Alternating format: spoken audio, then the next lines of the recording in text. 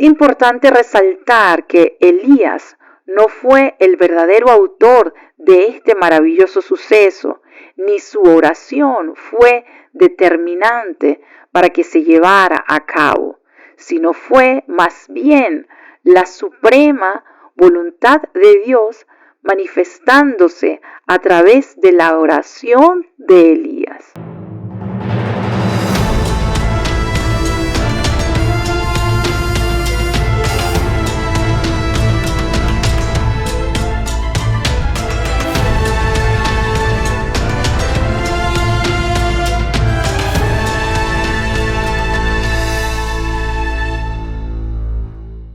Saludos mis queridos hermanos y amigos apasionados de las Santas Escrituras. Soy Abby Lenner y les doy una cordial bienvenida al Laboratorio de Teología. En este video comenzaremos con una nueva serie llamada La Oración del Cristiano. Hoy conoceremos un poco más de cerca qué es la oración, su dinámica y la verdadera importancia de esta para la vida de los creyentes. Entonces ya saben, si están ustedes listos para cuestionar, aprender y desafiar las percepciones, vamos a darle comienzo. La oración del cristiano. En Colosenses 4:2 leemos: perseverad en la oración, velando en ella con acción de gracias. Antes que nada, vamos a definir qué significa orar. El término orar proviene del latín orare, que implica hablar, expresarse y hacer peticiones.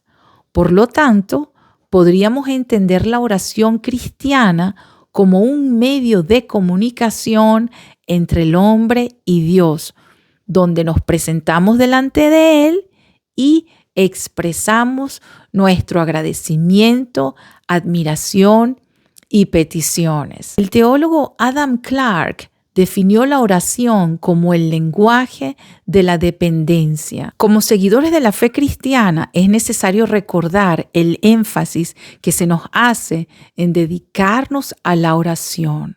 La Biblia contiene más de 70 versículos que nos animan a cultivar y perseverar en la oración. Aquí la palabra perseverar, según el diccionario de Strong, tiene su origen en el griego proskarteró, que se traduce como ser serio hacia o ser constantemente diligente en relación a algo. Esta misma idea se menciona en Colosenses 4:2, que ya hemos revisado anteriormente, donde dice: perseverad en la oración. Entonces se nos exhorta a tomarnos en serio y a ser constantemente diligentes en nuestra práctica de la oración. La oración que se nos manda tiene un papel fundamental en la vida del creyente.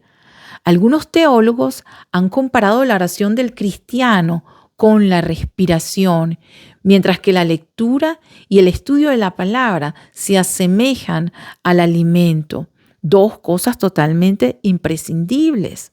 Así podemos entender que la oración es esencial para nuestra vida con Dios. Decimos que la oración es imprescindible para los cristianos porque, por una parte, nos permite relacionarnos íntimamente con Dios, como lo señala el Salmo 145:18, cercano está Jehová a todos los que le invocan, a todos los que le invocan de veras. Y por otra parte, y no menos importante, porque nuestras oraciones son parte del plan de Dios para recibir sus bendiciones espirituales y materiales. El Dios soberano ha incluido varias promesas para la creación en sus decretos, y su plan es que recibamos estas bendiciones a través de la oración. Este concepto se aclara en Ezequiel 36:37. Así ha dicho Jehová el Señor: aún seré solicitado por la casa de Israel para hacerles esto. Multiplicaré los hombres como se multiplican los rebaños. Aquí se muestra que Dios ya había planeado multiplicar a los hombres, pero deseaba que la casa de Israel obtuviera esta promesa por medio de la oración. Aquí me gustaría aclarar un punto muy importante. Para esto vamos a ver un momento la carta de Santiago. Cuando Santiago escribió en su carta sobre la eficacia de la oración del justo, como se menciona en el capítulo 5:16, por tanto confesaos vuestros pecados unos a otros y orad unos por otros para que seáis sanados. La oración eficaz del justo puede lograr mucho. Bueno, esto no implica que el hombre tenga un poder independiente en la oración, como algunos creen. Vamos a explicar esto brevemente. Cuando Santiago habla de la oración eficaz del justo, es importante recordar que, según Romanos 3:10, no hay ni siquiera una persona justa, sino el Señor Jesús. Y nosotros recibimos su justicia cuando vivimos de acuerdo a cómo Él vivía. Y también sabemos que el Señor Jesús vivía de acuerdo a la voluntad de Dios, como se registra en Lucas 22:42, cuando dice: Padre, si quieres, pasa de mí esta copa, pero no se haga mi voluntad, sino la tuya. De manera que al vivir nuestras vidas según las enseñanzas del Señor Jesús, estaremos alineados con la voluntad de Dios. De este modo, nuestras oraciones estarán en armonía con sus maravillosas dádivas, ya que lo que pedimos es, en realidad, nada menos que lo que Él quiere darnos y ha planeado otorgarnos, como lo vimos en el caso del pueblo de Israel. Este concepto se encuentra en la Biblia, en 1 de Juan 5:14. Y esta es la confianza que tenemos en Él, que si pedimos alguna cosa conforme a su voluntad, Él nos oye. Dios es un Dios justo y misericordioso y desea concedernos más de lo que pedimos.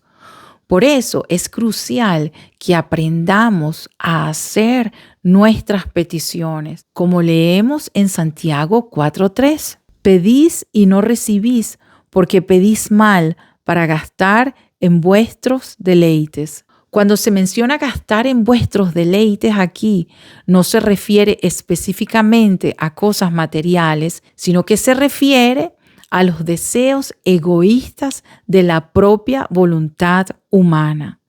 Si lo que se pide no está de acuerdo con la voluntad de Dios, entonces son deseos meramente carnales. Para ampliar un poco más y volviendo a considerar Santiago 5, en donde se menciona que la oración del justo puede lograr mucho, continuamos leyendo en los versículos 17 y 18 que Elías, siendo un hombre con pasiones similares a las nuestras, oró fervientemente para que no lloviera, y durante 3 años y 6 meses no llovió sobre la tierra. Luego oró nuevamente, y el cielo dio lluvia, y la tierra produjo su fruto. En este pasaje, Santiago nos muestra que Elías, un hombre con las mismas debilidades humanas que nosotros, pudo experimentar la inigualable gracia de lo que es recibir las dádivas de Dios a través de la oración. Nos referimos a que Dios ya había planificado de antemano el hacer llover, como se registra en Primera de Reyes 18:1. Pasados muchos días vino palabra de Jehová a Elías en el 3er año, diciendo: Ve, muéstrate a Acab, y yo haré llover sobre la faz de la tierra. El Dios Supremo decidió hacer llover según los designios de su propia voluntad, y aunque pudo haber hecho llover sin la intervención de la oración de Elías, en su infinita misericordia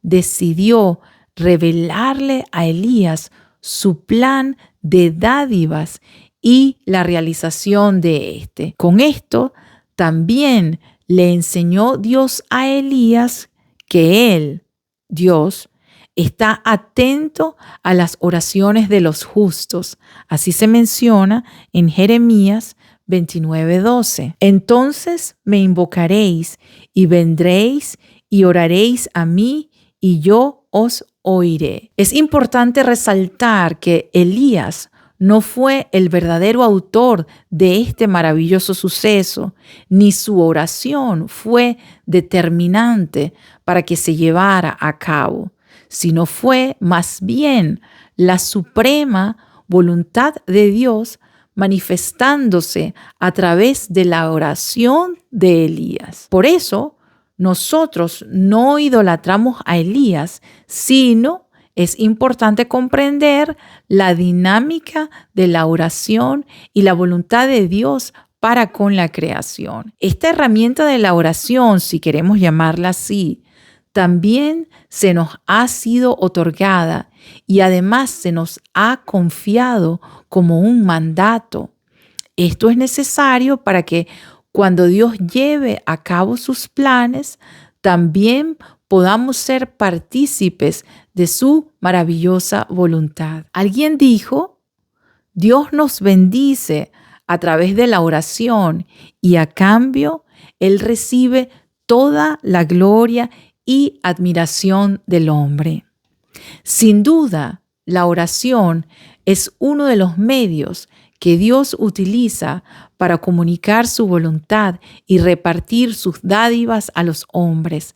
Esta es una de las razones por las que se nos insta a orar sin cesar, como se menciona en 1 Tesalonicenses 5:17. Orad sin cesar. Y como hemos mencionado anteriormente, no se trata simplemente de orar cualquier cosa, sino de orar en línea con la voluntad de Dios para tener la confianza de que nuestras peticiones serán escuchadas, pues es poco probable que las oraciones que no están inspiradas por el Espíritu Santo alcancen el cielo. Queridos hermanos, queridos amigos, vamos a pedirle a Dios en oración que nos ayude a perseverar diligentes en esta y que nos enseñe a pedir y a vivir de acuerdo a su santa voluntad para cultivar la seguridad